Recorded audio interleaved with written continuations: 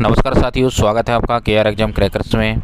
एक ऐसा प्लेटफॉर्म जहां हम आपको अवेलेबल करा रहे हैं टेट और सी टेट के लिए शानदार क्वेश्चन का कलेक्शन, जिससे आपका सिलेक्शन बहुत ही आसानी से हो सकेगा। दोस्तों, हम ऐसे क्वेश्चन का कलेक्शन लेके आए हैं जो कि एकदम बहुत ही सटीक होंगे और आपका कॉन्सेप्ट फ्रेम करने में बहुत ही मदद करेंगे। तो दोस्तों, बिना देरी किए हुए जुड़ जाइए आप हमारे साथ। चैनल को सब्सक्राइब कर लीजिए, बेल आइकन को प्रेस कर लीजिए, जिससे समय पर आपको नोटिफिकेशन मिलता रहे। तो दोस्तों, आज का जो हमारा टॉपिक है वो है प्रेरणा के प्रकार एवं उसके संगठक। तो पहला क्वेश्चन आपकी स्क्रीन पर है। कह रहा है इनमें से कौन सा बाह्य प्रेरणा का एक उदाहरण है। पूछ रहा है कि जो बाह्य प्रेरणा का एक उदाहरण कौन सा है।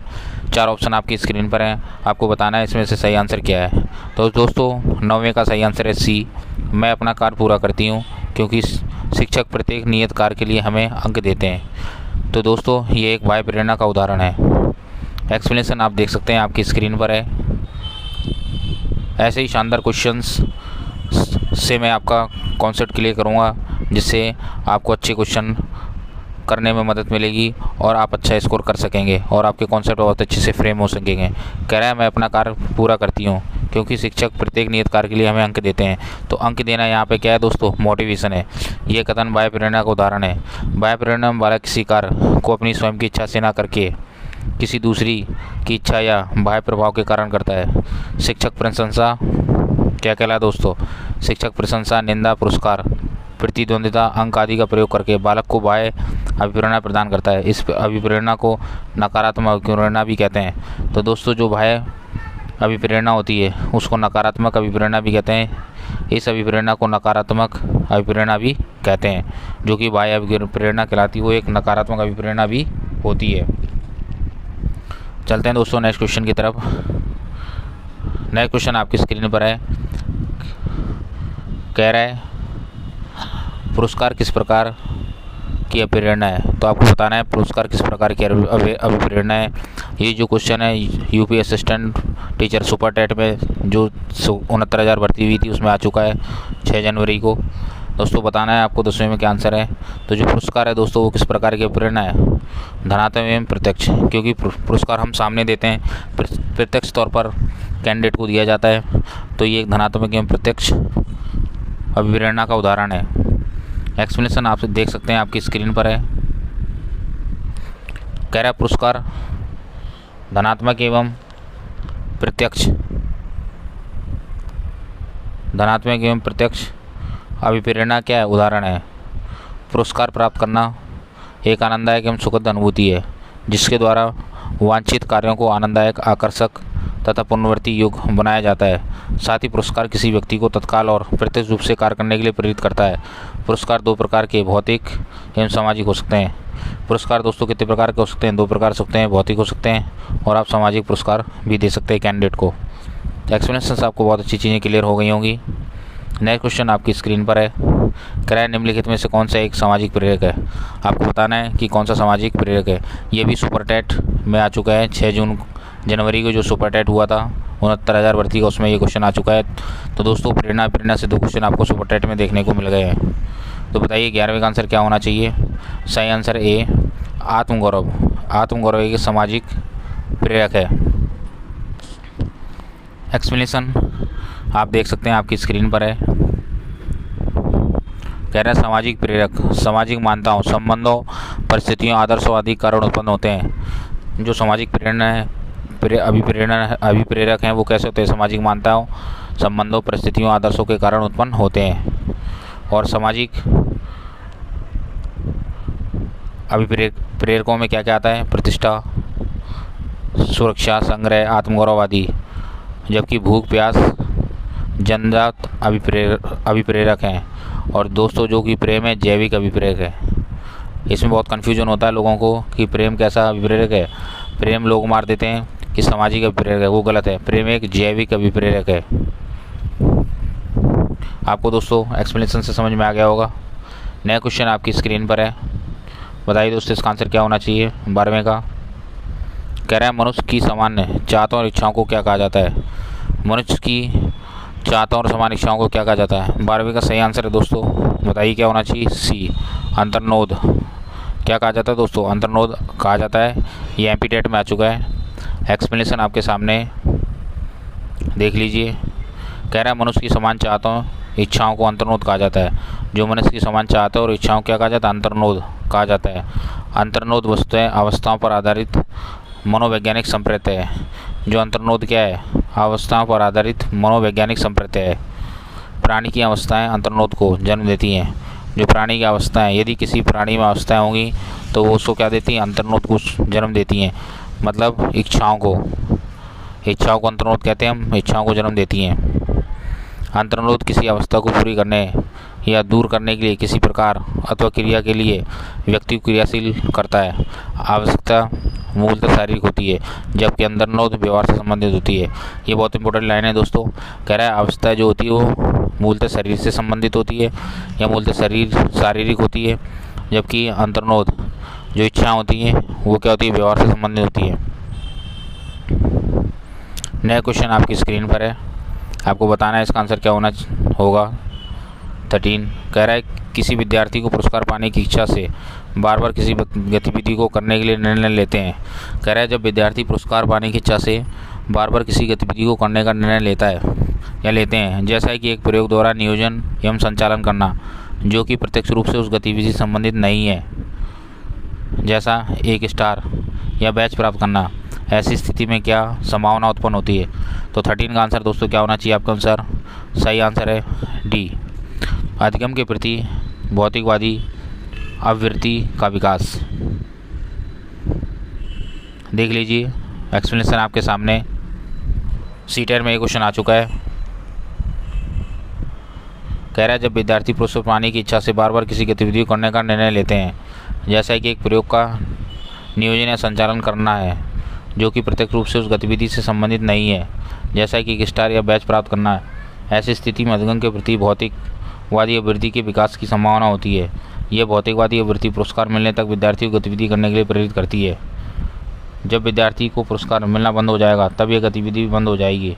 इसलिए भौतिक आवृत्ति को बढ़ावा देने वाले अभियोगों को नकारात्मक अभियोग की श्रेणी में रखा गया है। बहुत इंपॉर्टेंट लाइन है, यहाँ से देखिए आप। कह रहा है कि भौतिक जो आवृत्ति है को बढ़ावा देने वाले अभियोगों को नकारात्मक अभियोग की दृष्टि में रखा गया है। तो दोस्तों जो भौतिक अभियोग होते हैं वो क्या होते हैं? नकारात्मक अभियोग होते हैं। नया क्वेश्चन आपकी स्क्रीन पर है, इसका आंसर क्या होना चाहिए आपको बताना है। कह रहा है निम्नलिखित व्यक्तियों में कौन अपने बच्चे या बच्चों की आंतरिक प्रेरणा दे रहा है? 4 ऑप्शन है, इनमें से कौन सा ऐसा ऑप्शन है जो अपने बच्चों को आंतरिक प्रेरणा दे रहा है? तो चौथे का सही आंसर है डी। 14वें का सही आंसर है दोस्तों डी। कह रहा है विज्ञान विषय में सर्वोच्च अंक पाने पर राकेश अपने पुत्र की प्रशंसा करते हैं। जो विज्ञान विषय में सबसे ज़्यादा नंबर लाने पर राकेश क्या करते हैं? राकेश कुमार अपने पुत्र की क्या करते हैं? प्रशंसा करते हैं। सही आंसर इसका यही है। एक्सप्लेनेशन आप देख सकते हैं आपकी स्क्रीन पर है। कह रहा है किसी कार्य का परिणाम या किसी कार्य के परिणाम के लिए प्रशंसा करना आंतरिक प्रेरणा का उदाहरण है। अतः सर्वोच्च अंक पाने पर प्रशंसा करना आंतरिक प्रेरणा का क्या उदाहरण है? नया क्वेश्चन आपकी स्क्रीन पर है जो कि 15 क्वेश्चन है, देख लीजिए आप। आपको बताना है इसका आंसर क्या होना चाहिए। कह रहा है अभिप्रेरणा का वर्गीकरण होता है। अभिप्रेरणा का दोस्तों वर्गीकरण कैसे हो सकता है? इसका आंसर क्या होना चाहिए? दोस्तों ये एक मल्टीपल आंसर क्वेश्चन है। इसके 4 ऑप्शन सही हैं और इसके कौन कौन से ऑप्शन कैसे सही हैं उसका एक्सप्लेनेशन मैं आपको नीचे दिखा रहा हूँ, आप देख सकते हैं इसमें। तो कह रहा है मैस्ले ने अभिप्रेरणा को 2 भागों में बांटा है। जो अब्राहम मैस्ले हैं उन्होंने अभिप्रेरणा को 2 भागों में वर्गीकृत किया, पहले जन्मजात अभिप्रेरण और दूसरा अर्जित अभिप्रेरण। यदि आपसे पूछे कि मैस्ले ने जो अभिप्रेरण को कितने भागों में बांटा है? 2 भागों में बांटा है, एक जन्मजात होती है और एक अर्जित होती है। ठीक है, जन्मजात में कौन कौन से आते हैं? भूख, प्यास, विश्वास और निंद्रा, ये एक जन्मजात अभिप्रेरण। और अर्जित कैसे हैं? सामाजिक रुचि, प्रतिष्ठा आदि, ये अर्जित हैं। इसी प्रकार थॉमसन ने क्या है? अभिप्रेरणा को क्या है? 2 भागों में वर्गीकृत किया है। एक कौन कौन से? स्वाभाविक और दूसरा क्या है? कृत्रिम। जबकि मैस्ले ने कैसा किया था? जन्मजात और अर्जित। और इन्होंने किया स्वाभाविक और कृत्रिम। स्वाभाविक में क्या क्या है? खेलना, सुख प्राप्त करना। और कृत्रिम में क्या है? पुरस्कार, प्रशंसा, दंड। तो दोनों ही विकल्प सही हैं। तो दोस्तों पहले क्वेश्चन के 2 विकल्प हैं, आप देख सकते हैं, ए और सी।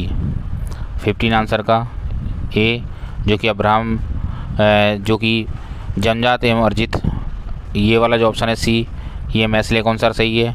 और स्वाभाविक और कृत्रिम, ये जो ऑप्शन है ये थॉमसन के अनुसार सही है। जैसा कि एक्सप्लेनेशन में मैंने आपको बताया, तो ए और ई सही है इस क्वेश्चन में, मल्टीपल ऑप्शन का आंसर है ये।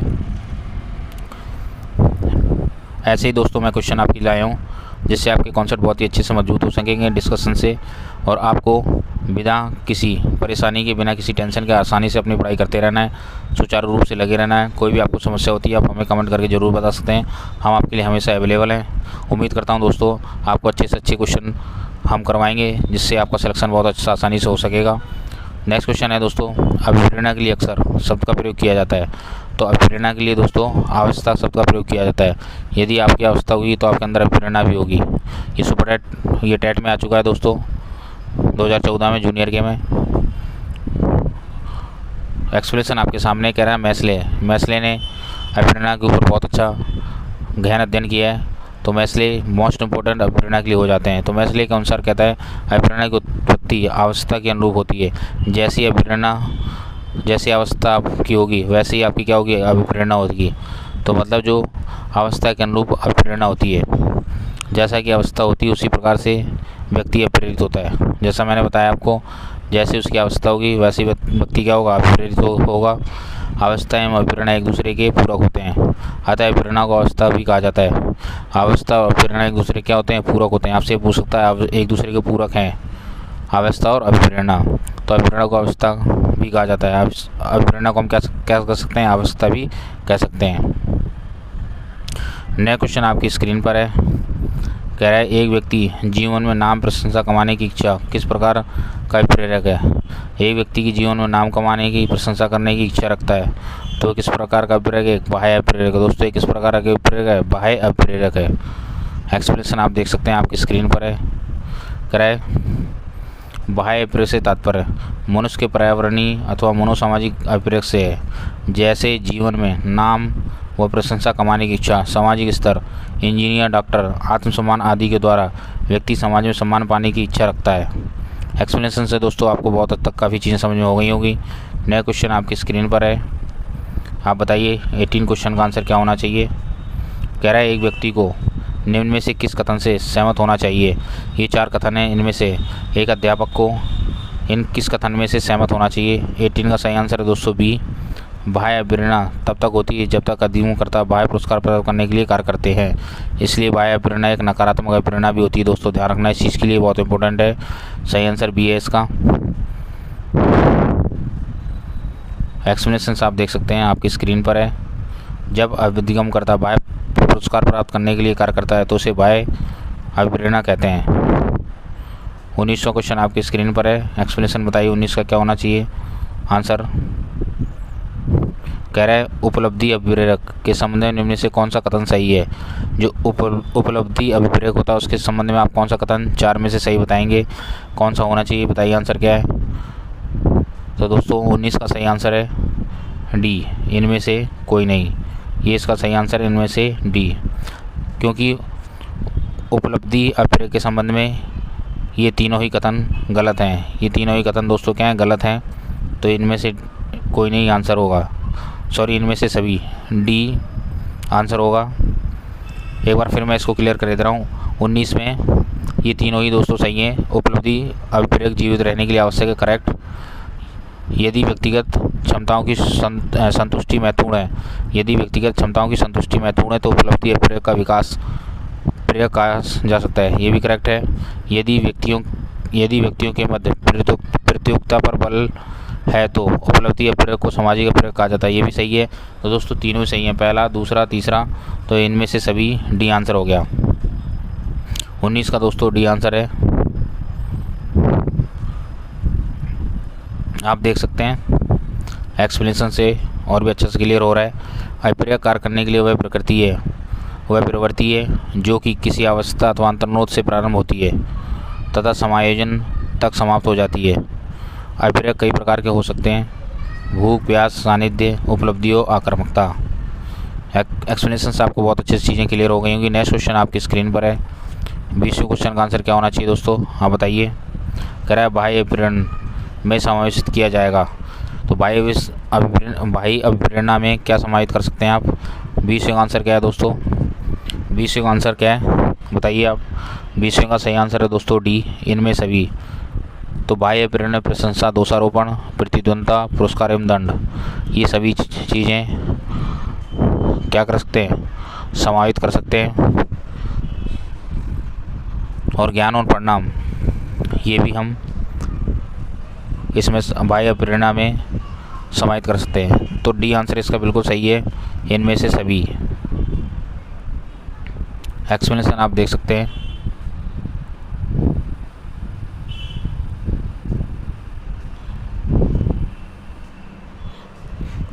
कह रहा है किसी व्यक्ति को कार्य करने के लिए किसी बाहरी स्रोत में दिया गया प्रेरणा बाह्य प्रेरणा कहलाता है। कह रहा है किसी व्यक्ति को कार्य करने के लिए किसी बाहरी स्रोत में दिया गया प्रेरणा, किसी बाहरी स्रोत में हम जो प्रेरणा देते हैं वो बाह्य प्रेरणा कहलाती है।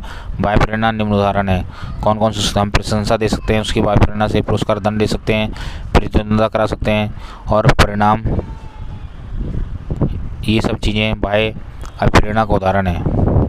नया क्वेश्चन आपकी स्क्रीन पर है। बताइए दोस्तों 21 का आंसर क्या होना चाहिए?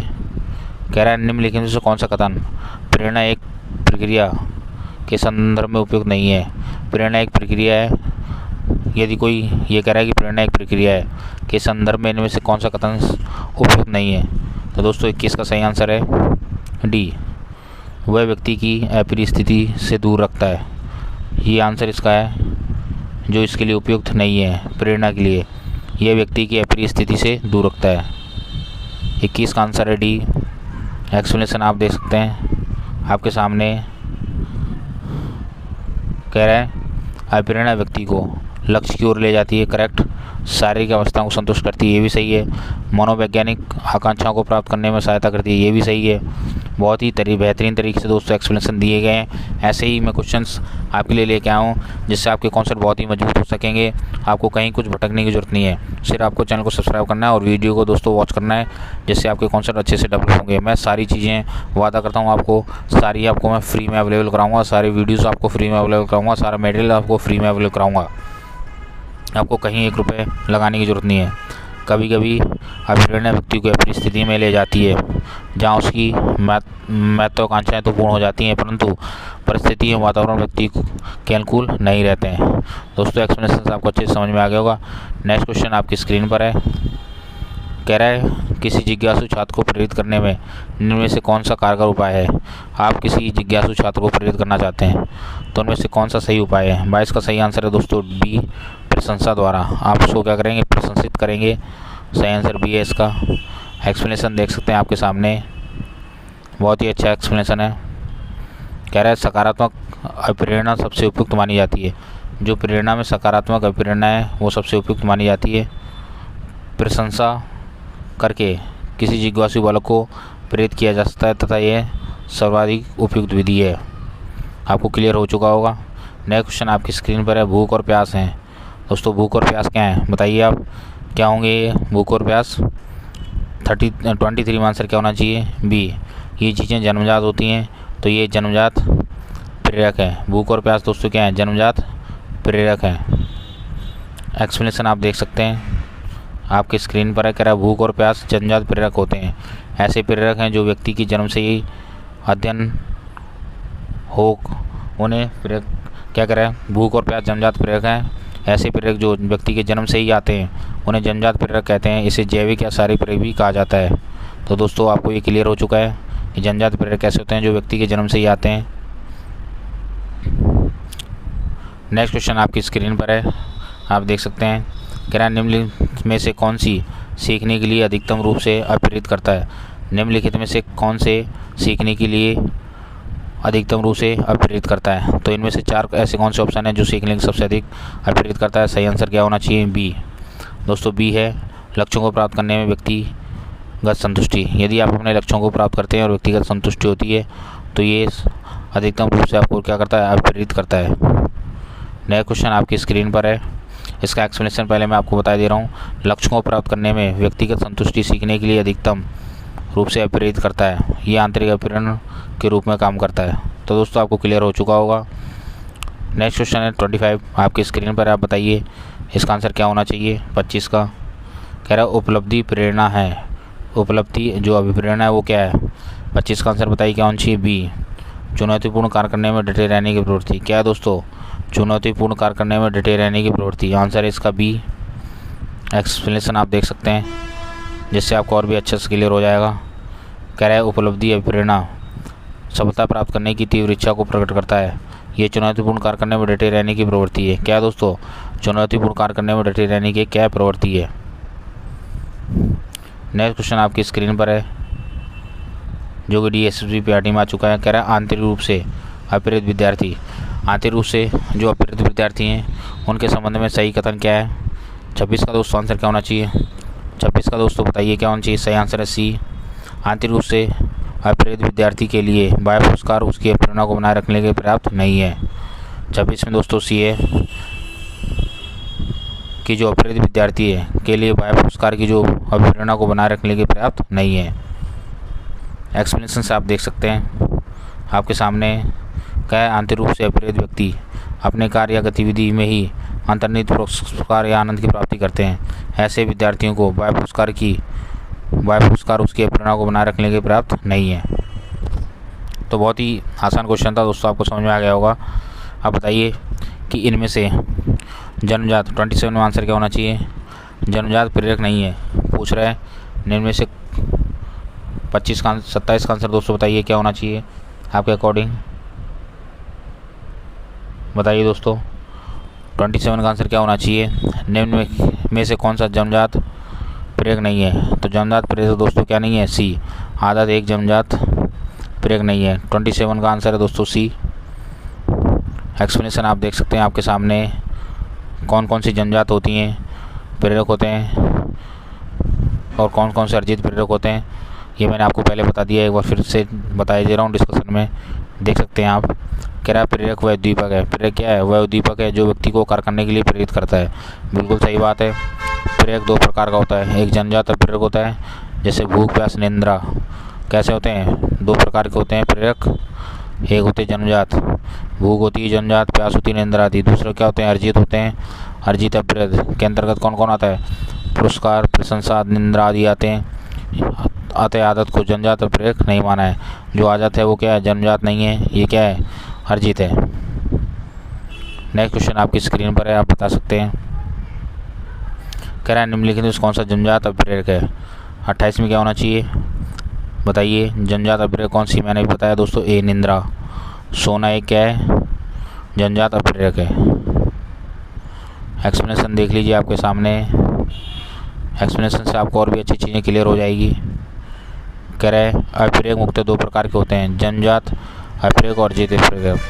जन्मजात अप्रेरक में भूख प्यास निद्रा आदि को शामिल किया गया है, जबकि अर्जित अप्रेरक में प्रशंसा निद्रा क्रोध खेलना आदि को शामिल किया जाता है।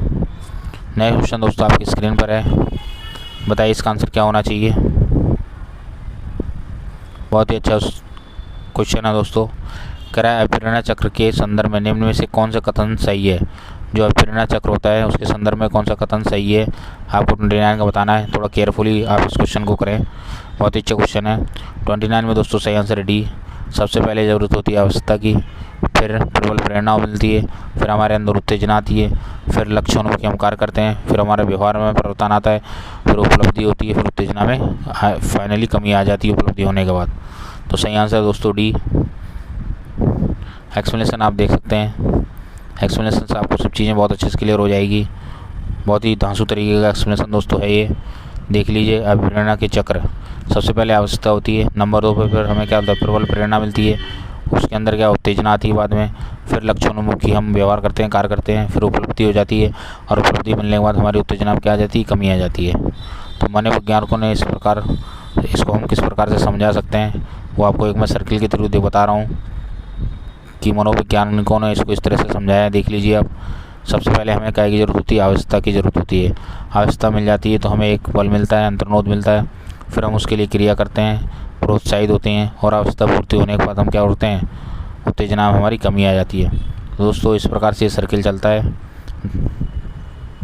आवश्यकता फिर अंतर्नोद, अंतर्नोद क्रिया होती है, प्रोत्साहन मिलता है, फिर आवश्यकता की पूर्ति हो जाती है। तो इस चक्र से आप अच्छे से आसानी से समझ सकते हैं। मैंने बहुत अच्छे से आपको डिस्कशन कर दिया है, आपको चीज़ें क्लियर हो गई होंगी। नेक्स्ट क्वेश्चन आपकी स्क्रीन पर कह रहा है पुरस्कार एवं दंड है। अभी मैंने बताया दोस्तों, तो पुरस्कार एवं दंड कैसे हैं, एक कृत्रिम प्रेरक के अंतर्गत आते हैं। पुरस्कार और दंड जो होते हैं वो कृत्रिम प्रेरक के अंतर्गत आते हैं। एक्सप्लेनेशन दोस्तों आप देख सकते हैं आपके सामने है। एक्सप्लेनेशन से और भी अच्छे से आपको समझ में आ जाएगा चीज़ें। कह रहा है पुरस्कार एवं दंड कृत्रिम प्रेरक हैं। पुरस्कार जो दंड क्या है, कृत्रिम प्रेरक हैं। ये प्रेरक स्वाभाविक प्रेरकों, कैसे स्वाभाविक प्रेरकों, स्वाभाविक प्रेरक कौन कौन से होते हैं, अनुकरण, नकल करना, प्रतिष्ठा, सुख प्राप्ति आदि के पूरक के रूप में कार्य करते हैं और व्यक्ति के कार्य या व्यवहार को नियंत्रित और प्रोत्साहित करते हैं। तो एक्सप्लेनेशन दोस्तों आपको बहुत अच्छे से क्लियर हो गया होगा। बहुत ही अच्छी से सिंपल चीज़ें हैं। नया क्वेश्चन दोस्तों आपके सामने, बताइए दोस्तों 31 का आंसर क्या होना चाहिए। 31 आंसर बताइए। क्वेश्चन कह रहा है 31 क्वेश्चन कह रहा है जब बच्चे एक विशेष संख्या में पुस्तकें पढ़ते हैं तो उन्हें एक प्रमाण पत्र दिया जाता है। यह रणनीति शायद अधिक समय तक काम ना करे क्योंकि, तो कह रहा है कि जो रणनीति बनाई गई है प्रमाण पत्र देने की, ये अधिक समय तक काम ना करे क्योंकि क्या इसमें कमी हो सकती है। तो 31 का सही आंसर है दोस्तों क्या, ए। क्या आंसर है दोस्तों 31 का सही आंसर ए। संभवतः बच्चों को केवल प्रमाण पत्र प्राप्त करने के लिए पुस्तकों को पढ़ने की तरफ ले जाना। सिर्फ प्रमाण पत्र एक तरीका नहीं हो सकता है जिससे हम बच्चों को प्रोत्साहित करें कि वो किताब पढ़ें। कुछ समय के बाद वो हो सकता है कि बोर हो जाएं, प्रमाण पत्र में कोई इंटरेस्ट ना रखें, इसलिए ये कारगर उपयुक्त रणनीति नहीं हो सकती है। एक्सप्लेनेशन आप देख सकते हैं आपकी स्क्रीन पर है। कह रहा है यदि बच्चे प्रमाण पत्र प्राप्त करने के लिए पुस्तकें पढ़ते हैं तो ये बच्चों में केवल प्रमाण पत्र प्राप्त करने के लिए पुस्तकों को पढ़ने की तरफ ले जा सकता है और इससे सीख भी नहीं पाएंगे क्योंकि प्रमाण पत्र देना बाह्यपूर्ण वलन है। प्रमाण पत्र देना है दोस्तों क्या, एक बाह्यपूर्ण वलन है। जबकि बच्चे यदि आंतरिक पुनर्वन से प्रेरित होकर पुस्तकें पढ़ते हैं तो उसमें रुचि लेकर ध्यानपूर्वक पढ़ेंगे और अधिगम स्थायित्व हो सकेगा। इसलिए दोस्तों आंतरिक पुनर्वन, आंतरिक अभिप्रेरण बहुत ज़रूरी है दोस्तों। आंतरिक प्रेरणा आपके लिए बहुत ज़रूरी है। बाह्य पुनर्वन के अलावा ये ज़्यादा इम्पोर्टेंट नहीं है। आप बाहर पुनर्वन दें, आंतरिक पुनर्वन बहुत ज़रूरी है जिससे वो प्रेरित हो सकें और पढ़ाई कर सकें,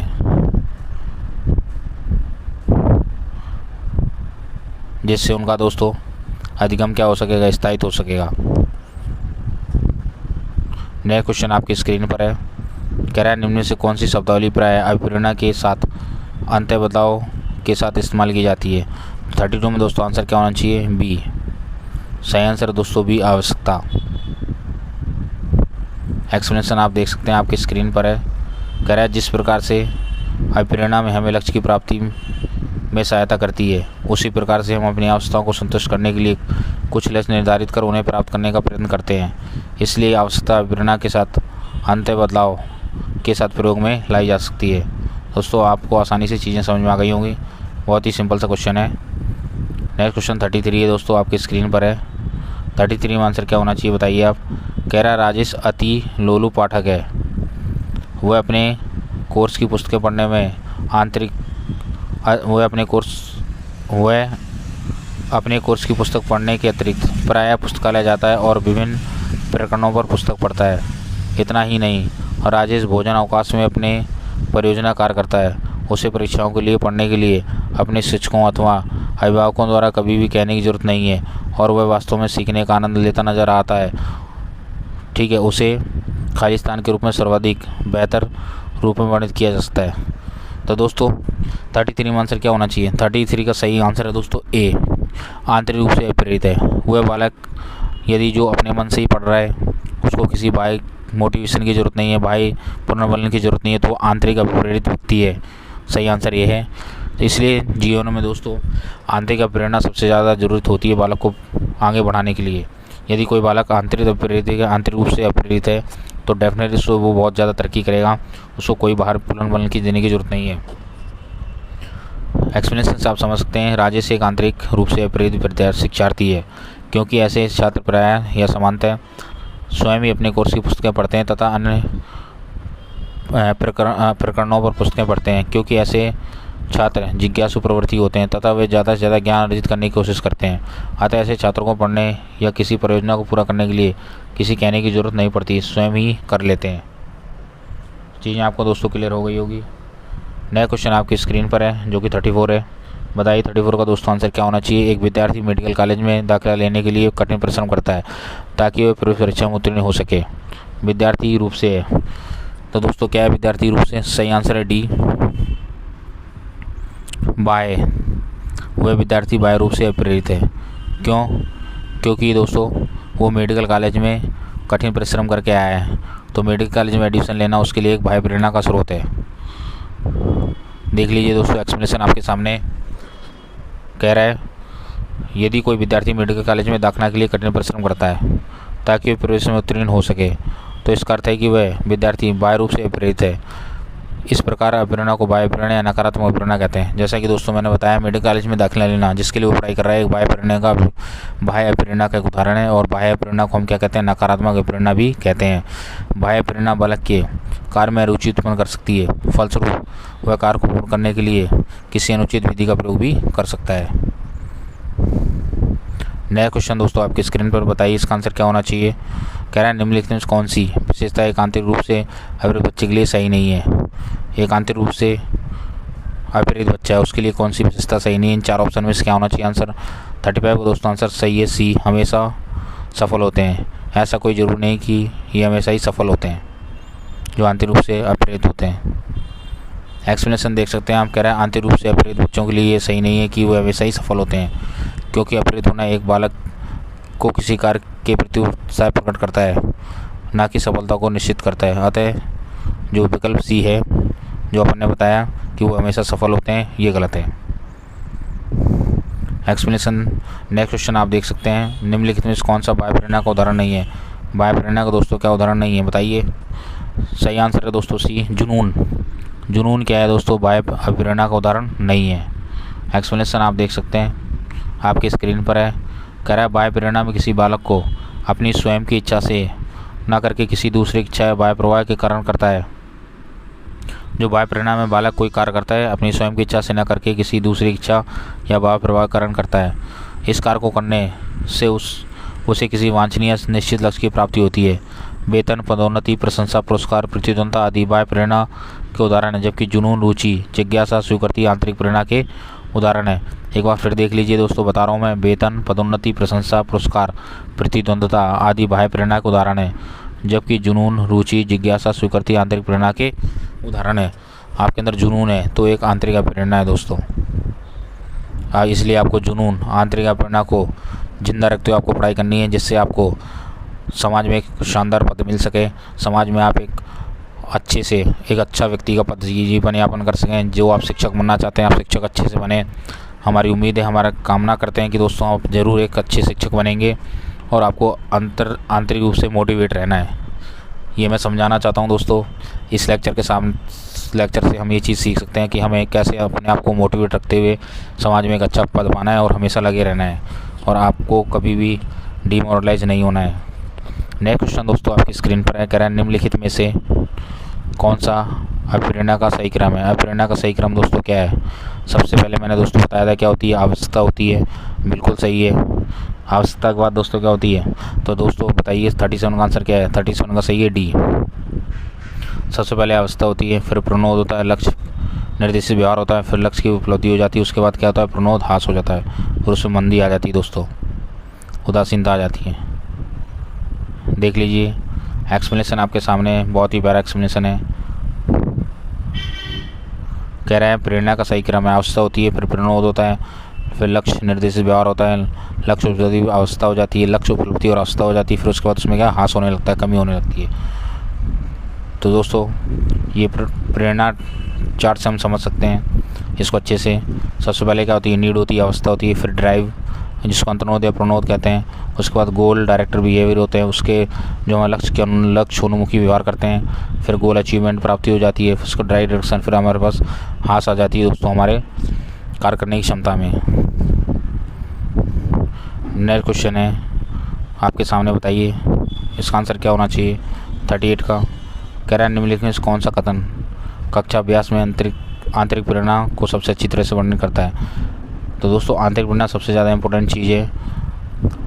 अब प्रेरणा के टॉपिक में हमें सबसे ज़्यादा आंतरिक प्रेरणा से इम्पोर्टेंट मोटिवेट रहना है। आंतरिक प्रेरणा हमारे अंदर होनी चाहिए, जिससे हम जीवन में कोई और नहीं, हम ही और हमारे अलावा जो हमारे आसपास के लोग हैं उन सभी को हम ये चाहते हैं कि आंतरिक मोटिवेट रहें। यदि आप आंतरिक मोटिवेट रहेंगे तो डेफिनेट रूप से किसी बाह्य पुनर्वलन की आपको ज़रूरत नहीं पड़ेगी। आप अच्छे से अपने काम को कर सकेंगे और मन लगा के काम कर सकेंगे। तो 38 का दोस्तों आंसर क्या है, बताइए क्या होना चाहिए 38 का आंसर। किसी निम्नलिखित में से कौन सा कथन कक्षा अभ्यास में आंतरिक प्रेरणा का सबसे अच्छा वर्णित करता है। तो बताइए कौन सा वर्णित करता है। 38 का आंसर क्या होना चाहिए। 38 का दोस्तों सही आंसर ए, शिक्षक स्वायत्तता को प्रोत्साहित करता है और शिक्षार्थियों को उनके लक्ष्यों तक पहुंचने के लिए विकल्प देता है। तो सही आंसर दोस्तों इसका है ए। एक्सप्लेनेशन से आप देख सकते हैं, चीज़ें आपको और भी अच्छे से क्लियर हो जाएगी। एक्सप्लेनेशन आपको बहुत ही अच्छा दिया गया है। कह रहा है आंतरिक प्रेरणा इंस्ट्रिंसिक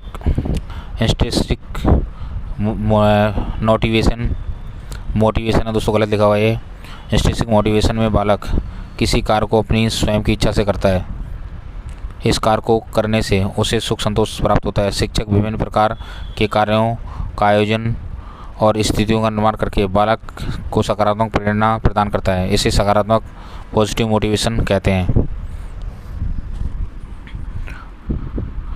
अतः शिक्षक स्वायत्तता को प्रोत्साहित करता है और शिक्षार्थियों को उनके लक्ष्य तक पहुंचने के लिए विकल्प देता है। यह कथन आंतरिक प्रेरणा को अच्छी तरह से वर्णित करता है। नेक्स्ट क्वेश्चन दोस्तों आपकी स्क्रीन पर है, बताइए दोस्तों इसका आंसर क्या होना चाहिए। कह रहा है एक व्यक्ति जिसमें प्रेरक की कमी है वह प्रदर्शित करेगा। क्या प्रदर्शित करेगा। निराशावाद सही आंसर है दोस्तों बी, निराश, वो बहुत ही निराश होगा या निराशावादिता से घिरा रहेगा तो निराशावाद प्रदर्शित करेगा। एक्सप्लेनेशन आपके सामने आप देख सकते हैं। कह रहा है एक व्यक्ति जिसमें प्रेरक उपलब्धि की कमी होती है वह निराशावाद या निराश होता है या निराशावाद प्रदर्शित करता है। प्रेरक शक्तियाँ व्यक्ति को व्यवहार करने के लिए प्रेरित करती हैं। जो प्रेरक शक्तियाँ होती हैं व्यक्ति को व्यवहार करने के लिए प्रेरित करती हैं। कह रहा है वुडवर्थ ने प्रेरक को प्रभावित करते हुए कहा है। वुडवर्थ ने दोस्तों प्रेरक को प्रभावित करते हुए क्या कहा है। प्रेरक व्यक्ति की व्यवस्था या तत्परता है जो कि उसे किसी व्यवहार को करने के लिए किन्हीं उद्देश्यों को प्राप्त करने के लिए निर्देशित करती है। इसलिए प्रत्येक व्यक्ति की प्रेरक शक्ति होना आवश्यक है। तो ये वुडवर्थ की डेफिनेशन है, आपको याद रखनी है, अच्छे से समझ लीजिए आप। हो सकता है कि एग्जाम में ये रिपीट हो जाए। ऐसे ही दोस्तों इंपॉर्टेंट क्वेश्चंस हम आपके लिए लेके आए हैं जिससे आपके बहुत अच्छे से कॉन्सेप्ट डेवलप होंगे। दोस्तों नेक्स्ट क्वेश्चन बताइए इसका आंसर क्या होना चाहिए। कह रहा है अभिप्रेरण के लिए निम्नलिखित में से कौन सा दृष्टिकोण एक आंतरिक स्रोत पर निर्भर नहीं करता।